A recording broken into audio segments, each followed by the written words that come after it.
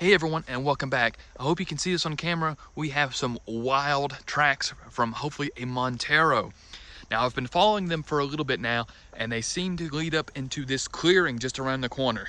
Now hopefully we can catch up with it, not scare it off, be quiet a little bit, and see if we can watch it in its natural habitat and see if we can actually get some better pictures of it. Let's get around the corner and see if we can see it. So I walked up the road just a little bit and I see some red through the trees. It is perhaps a wild Montero that we have seen the tracks for, and it looks like I am correct. If we go around this corner nice and easy, we can see a wild Montero in its natural habitat, sitting in the woods.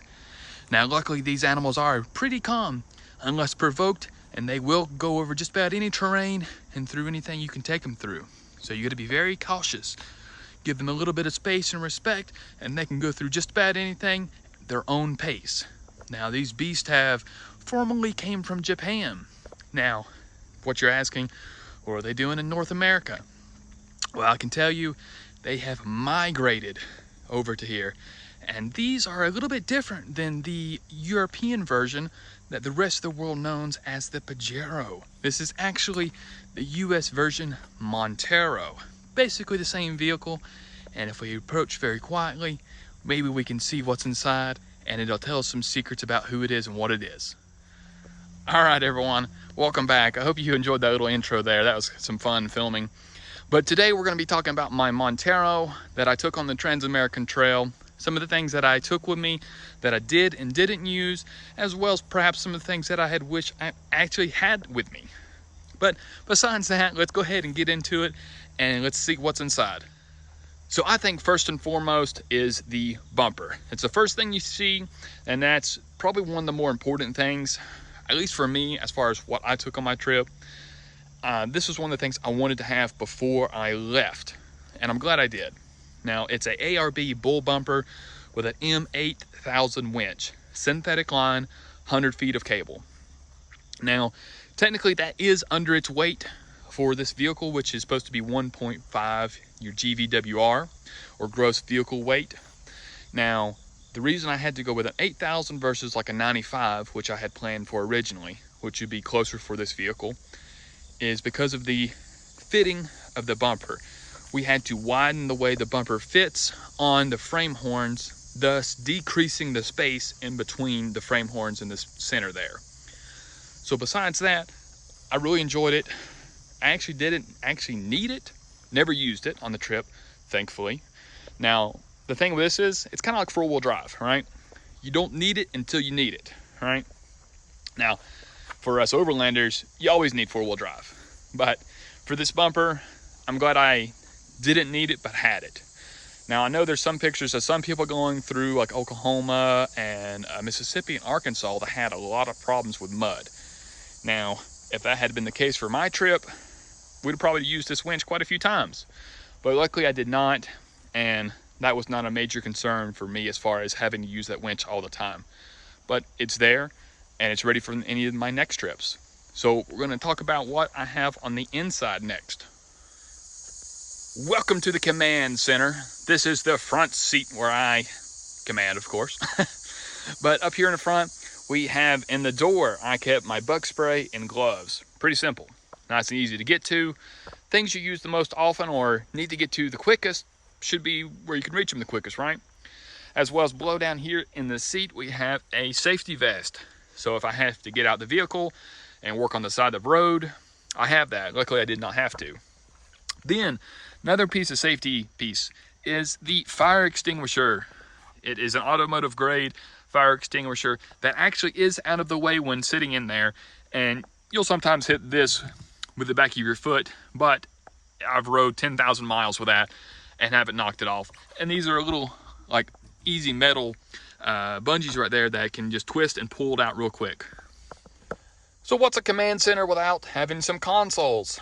So up front in our consoles, we have the air conditioning, very important out west.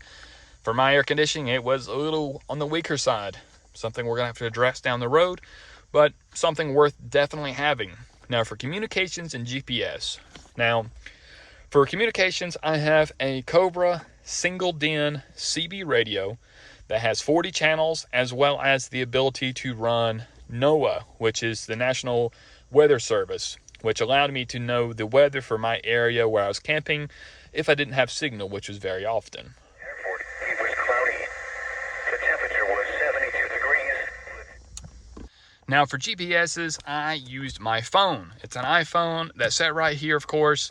I'm currently filming on it, so that's where it's at right now. But this is where it's set and would always be pretty much on, or I could just touch the phone, it would light up again and I could see what was going on.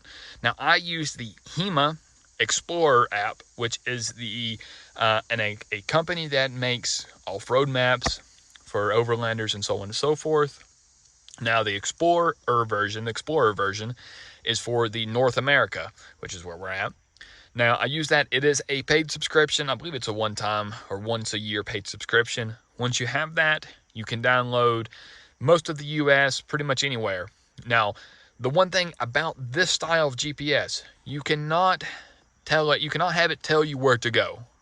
Like a traditional GPS, like you want to go to the grocery store, it'll tell you make a left turn in 100 feet and then go 5 miles. Not this style. What it will do is it'll tell you where you're at, and you can see the tracks for the TAT, which are tracks, and you can see where they're going, and you can be on that with your little figure on the GPS screen. From there, you just follow it, and it's kind of like an older school with a map. You kind of got to plan where you're going, or at least be paying attention to where you're going to make your next turns or where you're going next. Now, one thing I do like about that style is you can download the map sections for the Trans-America Trail or any trails, right? And download the sections of that trail so that way you have it for offline use.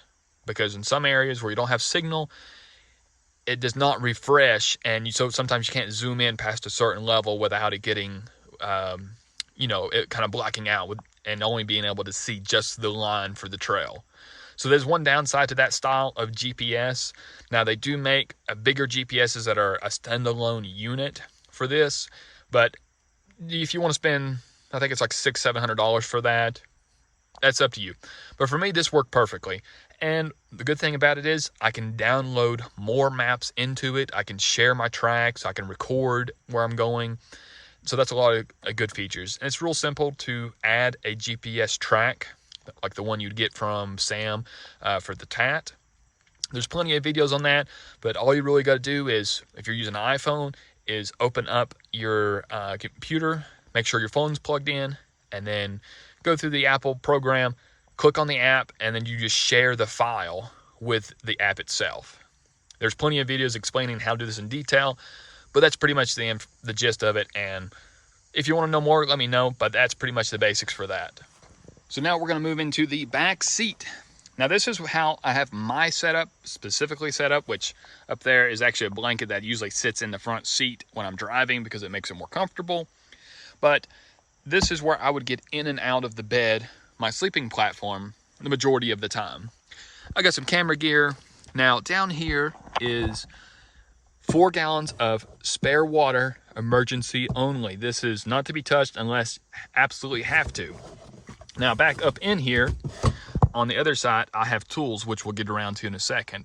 And then down here, I just have some river shoes so we can get into water. Bungee cords, they're actually for my netting I have that goes over my windows and my privacy, which I'll show in a little bit. Another thing I took with me is my fishing pole. It is actually a old school, good quality fishing pole that breaks down. It's actually my grandfather's, and it works amazing. Didn't use it on a trip, didn't really find any places to go fishing, and didn't want to hassle with getting a fishing license every state. Now, one thing I definitely recommend is this little puppy right here. A little USB driven electric fan with a simple battery pack. Now the reason it's being, if you're gonna sleep in your vehicle, or even if you're sleeping in tents, that's still something really nice. It gets hot wherever you sleep. And the cool thing about this one on the back of here is the ability to turn it on. Just like that. And then from that, you can just have it blowing air around inside the vehicle or tent and help keep you cool. Now, one thing I will say about this particular setup is it has 2 power levels, like a low and a high. They both work fine. The only thing is, this battery pack, when you're on the high mode, it apparently draws too many amps and the battery will shut itself off after a couple minutes. But on low, it'll run all night, and usually a full one of these will last me about 2.5 nights worth of running, basically 10 hours. And they're real simple to charge. You just plug them in with the adaptable cord into a cigarette outlet, and they're charged. Nice and simple. Now we move on to where most of the magic happened. Well, I guess you could say that. But this is where the majority of my cooking and my supplies would be. And if you probably haven't noticed already, it is kind of cluttered in here. This is one of the things I was talking about with what I wish I had left at home or had done differently. Now, this worked fine for my trip. Granted, I'd have to move about 4 or 5 different things to get to one thing. So I'll break it down and show you exactly how I kind of have it set up. We'll pull my stuff out and go through in a little more detail about what's there. But under the bed platform, almost to the front, is containers that would hold cooking supplies, food, my stove, spare fuel, spare hoses for the stove, as well as some books in the front. That's kind of basically what was in there. Now, over here we have our massive cooler, which I actually did not start the trip with. I found this in, where was we at? Idaho, on the side of a road. Found a nice Yeti cooler. It is way too big for my setup and the way I want to run things, but it's nice to have a good quality cooler. Recommend it. If you're going to be using a cooler only, get a good one. The best you can buy without breaking the bank, because getting ice every single day and draining it is a hassle to me. That's just tiresome. So that's something we're going to be working on, is putting in a real full-time refrigerator for like an Overland one, and set this up a little bit differently, like put some drawers in, and we'll talk about that in another video. Now, in here, I have a bug out bag, or, a get home bag. Basically what it was, or at least the idea originally was, I would have this if I was going to go camping or hiking outside of the vehicle. And in here would be basic supplies like, a tarp or a little bivvy, or my hammock would go in here, basic stuff like that, as well as some camera gear. This, if I was to do it again, I would have a smaller bag and have it somewhere else. So that's one thing. Camp chair, way too big. At least for the way the vehicle is set up for me, is see how much room this takes up? Too much room. I'd rather have a small, collapsible, good quality camping chair instead of this huge, massive one, just because of the way the spacing is set up. Now under that, I'd have my everyday water. That's my 4 gallons of, if you're cooking food, you're getting water for yourself. That's what's in there. Now I have a blanket for when it's cold but not super cold, because if you look over here, this is an old school, I guess you'd call it vintage now, Coleman sleeping bag. This is very warm, very nice, but very warm. So when you're in the 80s, you don't really need this. You just want a basic, sheet. It depends on how you sleep, but for me, a sheet if it's hot, and this is nice for when it gets colder. Now, I do have a 30-degree sleeping bag, like the modern style. And I have slept in below freezing temperatures with this setup. With this bag, and then my other one around the outside of this, basically doubling up these, and it was plenty warm enough.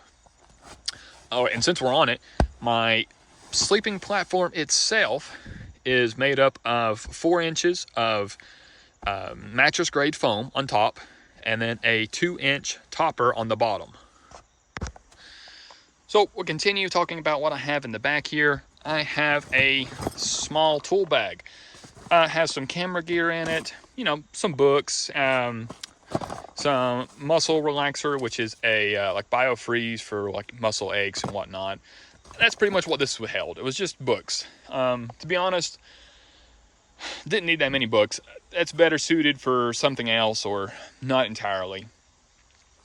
As well as over here, we have spices. which I have out because I've been using them cooking. But usually these would set back up under here somewhere and out of the way.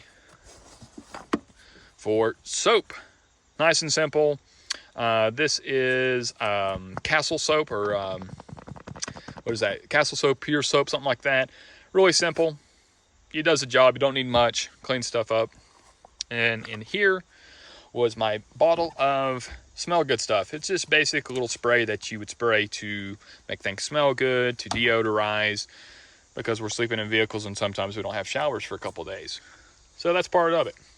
Now here, this is debatable for some. This is my mixed fuel for my chainsaw that was on top. Now granted, this is not the best place for it. However, I didn't want to have it on top in the direct sun because this stuff says not to be in the direct sun. This will find a better spot down the road. But for the trip, it doesn't leak, it's sealed, it doesn't smell, so there's no off-gassing as far as being able to physically smell it. So that's good. So and here's all of our tools and things, and we'll talk about what's exactly inside all this in a minute. Now we move on to my cooking setup. It's a nice simple cherry board that I had stained. It's a nice simple setup that attaches to right here. I put my cooking platform here. I can cook on it. My propane can sit right here. And it's really nice. And of course, you know, the cords are adjustable so you can go up or down a little bit. But that is convenient. And of course in here, for most people's Monteros, or some people put other stuff in here, but it's just some spare tools that come factory with this vehicle. So here's some of the basic things I had under my sleeping platform. So like I talked about, and one of them was food. This is canned goods. It's not fully stacked, of course, because, you know, not going anywhere currently, but I'd keep canned foods in there. You know, some soup, some beans, some tomatoes, whatever you like, right? Basic and simple. In one of the other containers, and further back in there, I have where I kept some spare books. Now, for me, I have the true technical manuals that a technician would use to work on a Montero back in, what, 97. So I have electrical, and I have the chassis and body. So if, which nothing did, break down on my trip, I could actually diagnose it correctly and try to fix it on the road if possible. Definitely recommend having some variation of this, because some vehicles are easy to work on, you know, and there's lots of information about them. For the Montero, there's information, but it's not as widely known as a Jeep, for example. So this is a piece of insurance for myself. And I kept everything in these nice little totes, which, you know, a little bit of military thought here is 3 is 2, 2 is 1, and 1 is none, right? So everything should have a multiple purpose. So for these, they also hold, you know, they can hold things inside of them, right? This one holds some books. This one holds food. That one holds cooking ware. But if needed in an emergency, you could put oil in this. You could hold water in this. You could hold radiator fluid in this. Whatever, right? Multiple purposes. That's something that, when designing my setup for the vehicle, was I try to think of things that have more than one use. Because if you can have something that can do more than one thing, that means it takes up less space, less weight, and just makes things easier overall. Next, I have my cooking setup. A single eye stove burner, nice and simple. Now, one thing I liked about this one was it could run propane. Usually these only run on butane, which is quite toxic. Propane is not as toxic. At least you can cook inside with it, at least. Now, I have these hoses. Now, apparently with this model, these hoses like to wear out. I haven't experienced that yet with this, so I went ahead and bought some backups. These were just a couple bucks, really. I have 2 of them because from the reviews I was reading, people are like, great stoves, but the connectors wear out like nothing. So I got a couple of them. Still using the original. Good to know.